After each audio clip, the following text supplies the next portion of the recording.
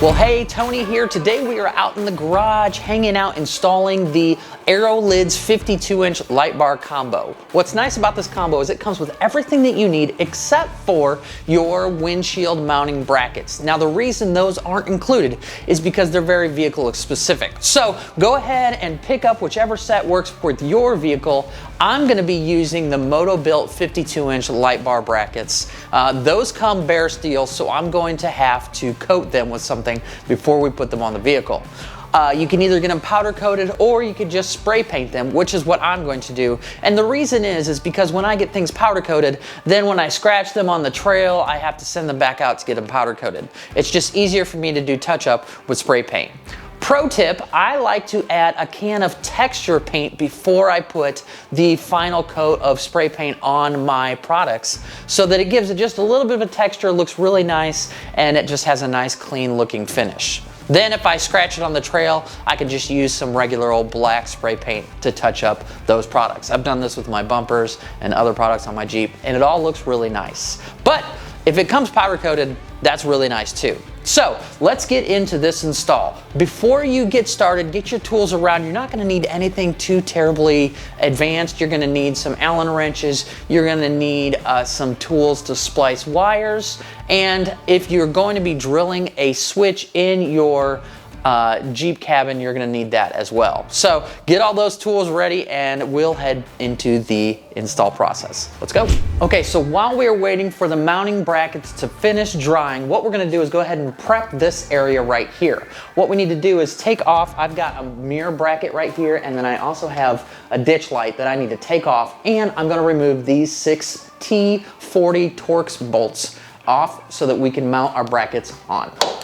So when I'm taking these off, I typically just use hand tools because these Torx bits can be a little finicky and you don't want to strip them out. Also, while I have these extra brackets off, I'm probably going to go ahead and touch up their spray paint coating just so it looks nice and fresh for the new build. All I'm using to remove these bolts are a T40 socket, an extension, and a ratchet.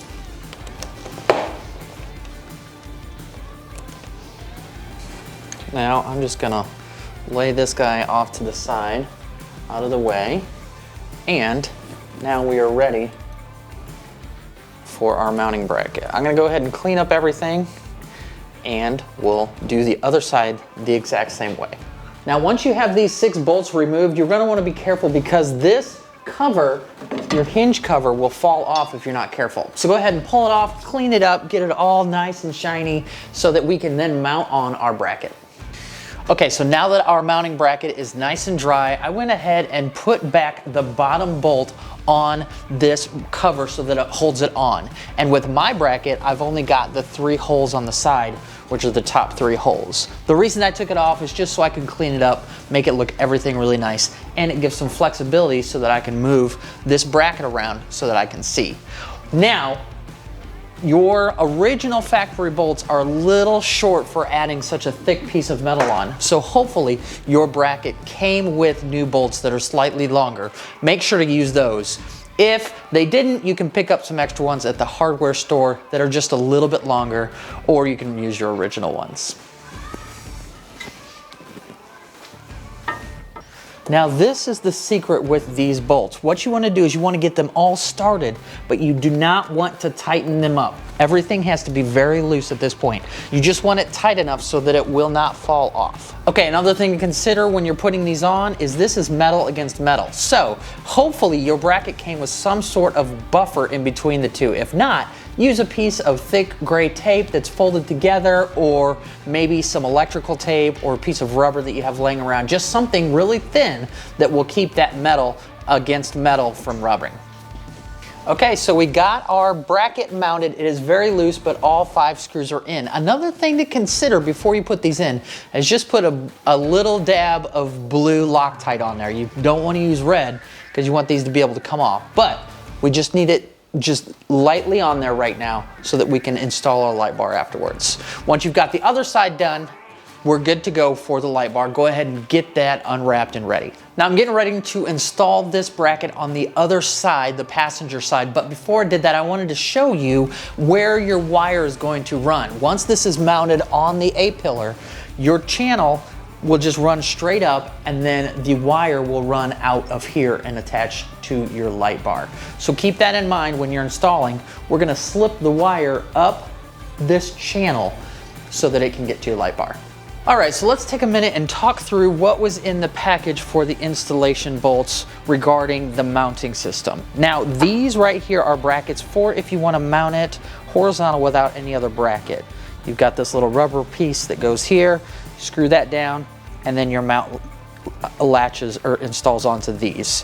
For our installation, we don't need any of these. What we need are these right here, and we don't even need these nuts. All we need is this washer and this bolt. And basically what happens is it just screws into this with our mounting bracket in between the bolt and the light. Now when it comes to the light bar, it doesn't matter if the cable is running out of the passenger side or the driver's side.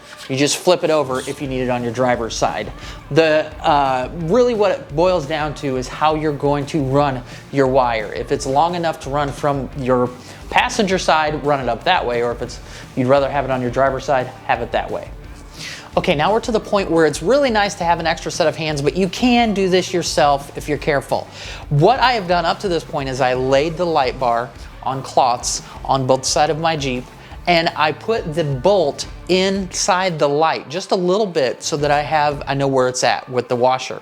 Now what we'll do is we'll hoist it up and we'll push it through the bracket and then attach it back into the light bar on both sides. Now, if your bracket doesn't have a closed loop, if it has a slot instead of a circle, I would highly suggest buying better washers to clamp down that light bar. There's been instances when the light bar would actually fly out of the slot. So make sure your light bar has a good solid connection. Okay, once you have your light bar attached to your brackets on both sides of the Jeep, tighten those Allen bolts down first. Those are the ones that are going to be 5.5 millimeters, and you want those to be tightened in before you do the bottom ones. Once the top ones are tightened, then you can tighten up the other 5 bolts. Remember, whichever side your wire is on, we're still going to have to wire that in. So go ahead and leave those loose for now, but we'll come back to that. Now, let's take a look at the wiring harness. It looks confusing, but it's really not bad at all. Let's take a look at that. The first point that we need to look at is the red and the black wire. These are the ones that connect to your battery or other power source. There's a fuse in line, so if you ever have any trouble, remember that's your fuse. Now this block right here, you'll want to find a place to attach this to the firewall somewhere so it's not bouncing around in your engine bay. But this is the module that connects the Bluetooth. If you look on here, you're going to see that there is actually a QR code, and that will show you how to download and connect your phone to the app. Now, let's move on. This long, big cable right here is what's going to attach to the light bar itself. It's fairly self-explanatory. Just attach the black, the red, and the white wires to the corresponding black, red, and white wires on the light bar itself. And then the only other cable in this harness is your switch. Now, this switch can be ran into the engine bay, and all you have to do is find a way to get it through the firewall, and then you can mount it wherever you want. Now, while you're installing the wiring harness, the best thing to do is just pop out the fuse. Then you don't have to worry about any electrical problems while you're installing it. That's what I like to do. I found a nice place to install the AeroLidz box right next to my battery, and I just used just a self-tapping screw to attach it to this little plastic piece right here. That way my wires are really close to the battery and it's easily accessible. The next step is to run the wire that goes to the light out up into the light. And so what I'm going to do is I'm going to route it from this box up here, and then in this channel up through here, and then out this spot and underneath this panel right here. So I'm going to remove these 2 screws so that I can run the wire up, and then I'll be able to run it up to this cable and connect it to this cable. Now, once we have the wire outside of the Jeep, all we have to do is run it up this channel and it will pop out so that you can connect it to this other cable. It's important to leave this whole side loose so that you have room to work. Once you're finished connecting these 2, you can use either a wire connector or you can solder it together and get it all buttoned up. Once that's all done, then you can tighten up this whole side and we can move on to installing the AeroLidz light bar cover.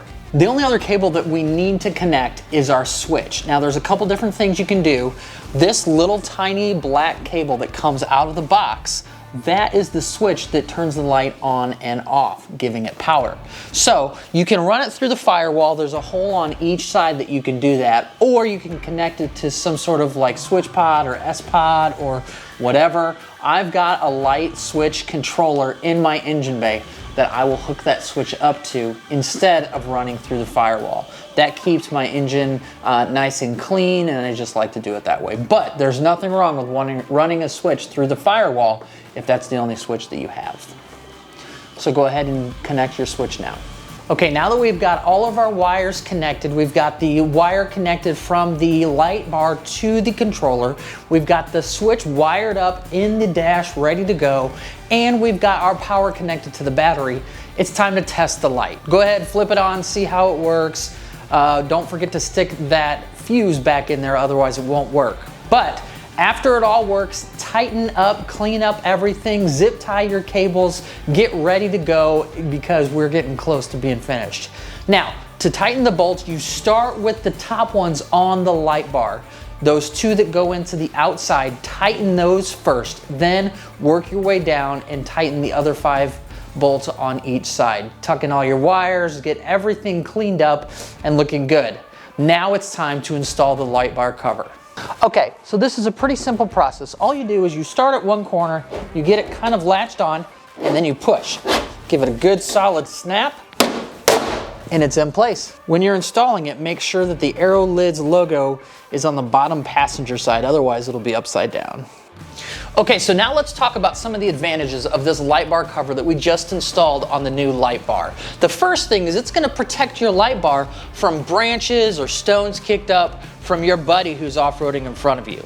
Along with protecting it, it's got a UV protective coating so that it will keep your black light bar nice and shiny longer than if it wasn't on there. The other thing that it does is it helps silence the light bar. Now, if you've never experienced a light bar inside of a Jeep, it can be really noisy when you're cruising down the highway. This helps make your light bar more aerodynamic, silencing the light bar inside the cab. Also, if you've got a soft top, the soft top would get some wind drag and start flapping like crazy on the highway. This makes your light bar more aerodynamic to help with that. The other really cool thing that it does is it helps you stylize your Jeep to the next level. And what I mean by that is you can actually buy inserts on AeroLidz website that slide inside of this light bar, and you can illuminate those inserts. And they are all sorts of different kinds. All you have to do is check out the website, and you can get some that support a company or a sports team, all sorts of different things, or you can even make one customized for your own. So let's go ahead and I'll show you how to install those inserts now.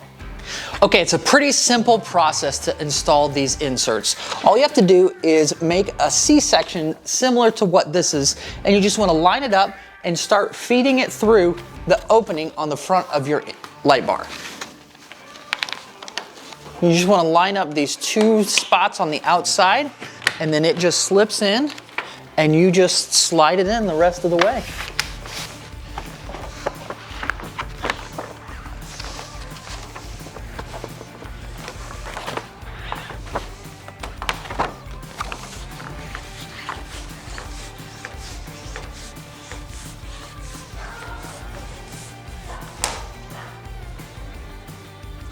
Okay, we've got one more thing to set up before we're done with this installation.